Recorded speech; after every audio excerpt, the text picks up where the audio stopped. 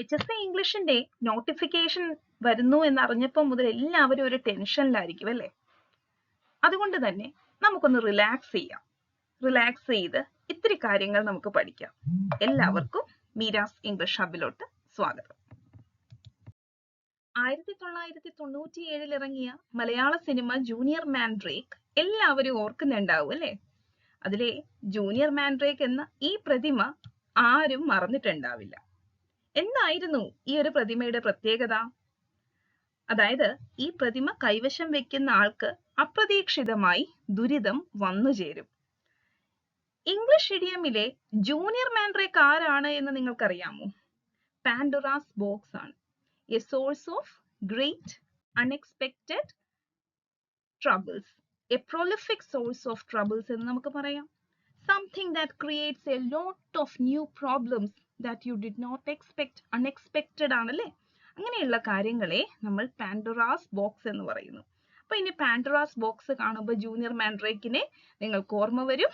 ഇതിന്റെ മീനിങ് ഒരിക്കലും നിങ്ങൾ മറക്കുകയുമില്ല.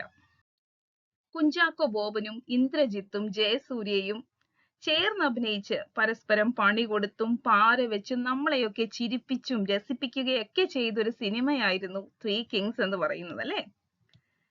ഇതുപോലെ തന്നെ പണി കൊടുക്കുക അല്ലെങ്കിൽ പാര വെക്കുക എന്നർത്ഥം വരുന്ന ഒരു ഇഡിയം ഉണ്ട് ഇംഗ്ലീഷില്.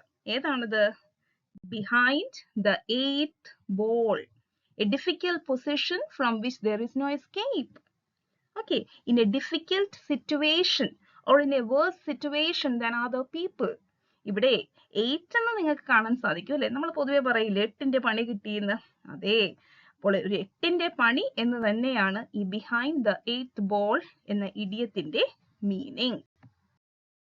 മലയാള സിനിമ നമുക്ക് സമ്മാനിച്ചൊരു കൺഫ്യൂഷൻ ആണ് സമ്മർ ഇൻ ബെത്ലഹേമിലെ ഈ പൂച്ചയെ അയച്ച പെൺകുട്ടി അല്ലേ?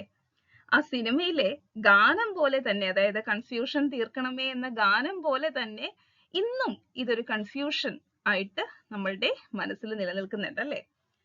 ഇങ്ങനെ കൺഫ്യൂഷൻ എന്നർത്ഥം വരുന്ന ഒരു ഇഡിയം നമുക്കുണ്ട്. അതേതാണ്? at sixes and sevens, in a confused, badly organized അല്ലെങ്കിൽ ഒരു difficult situation, a state of uncertainty or indecision, disarray, disorder. അങ്ങനെയാണ് at sixes and sevens ന്റെ meaning. A state of confusion ആണ്. വാത്സല്യത്തിലെ മമ്മൂക്കയും ബാലേട്ടനിലെ ലാലേട്ടനും കൊട്ടാരം വീട്ടിലെ അപ്പൂട്ടനും സ്വയം മറന്ന് മറ്റുള്ളവരെ സഹായിക്കുന്ന കഥാപാത്രങ്ങളായിരുന്നു അല്ലെ? ഇങ്ങനെ സ്വയം മറന്ന് മറ്റുള്ളവരെ സഹായിക്കുന്നവരെ ഇംഗ്ലീഷിൽ നമ്മൾ എന്തെന്ന് വിശേഷിപ്പിക്കും? എ ഗുഡ് Samaritan എന്ന് വിശേഷിപ്പിക്കും അല്ലേ? A person who selflessly helps others. Someone who tries to help people in trouble or need. അല്ലെങ്കിൽ ഒരു compassionate ആയിട്ടുള്ള ഒരു person who helps others unselfishly.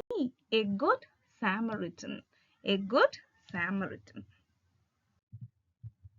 ഇന്നത്തെ ക്ലാസ്സിൽ നമ്മൾ രസകരമായിട്ട് ഒന്ന് റിലാക്സ് ചെയ്യാൻ വേണ്ടിയിട്ട് മലയാള സിനിമയുമായിട്ട് കണക്ട് ചെയ്ത് 2-3 ഇഡിയംസ് ആണ് പഠിച്ചത് അല്ലേ? 2-3 മിനിറ്റ് കൊണ്ട് രസകരമായിട്ട് ഈ കാര്യം നമ്മൾക്ക് ഇനി ഓർത്തെടുക്കാനായിട്ടും സാധിക്കും. അപ്പോൾ ഇതുപോലെയുള്ള ക്ലാസ്സസിനായിട്ട് നിങ്ങൾ ആഗ്രഹിക്കുന്നുണ്ടെങ്കിൽ കമന്റ് ബോക്സിൽ കമന്റ് ചെയ്യുക, സബ്സ്ക്രൈബ് ചെയ്യുക, കൂടാതെ മീരാസ് ഇംഗ്ലീഷ് ഹബിൽ ജോയിൻ ചെയ്യുക. HSC ഇംഗ്ലീഷിന്റെ കോഴ്സ് ഇതുപോലെ രസകരമായിട്ട് നിങ്ങൾക്ക് ഞാൻ എടുത്തു തരാം. Thank you.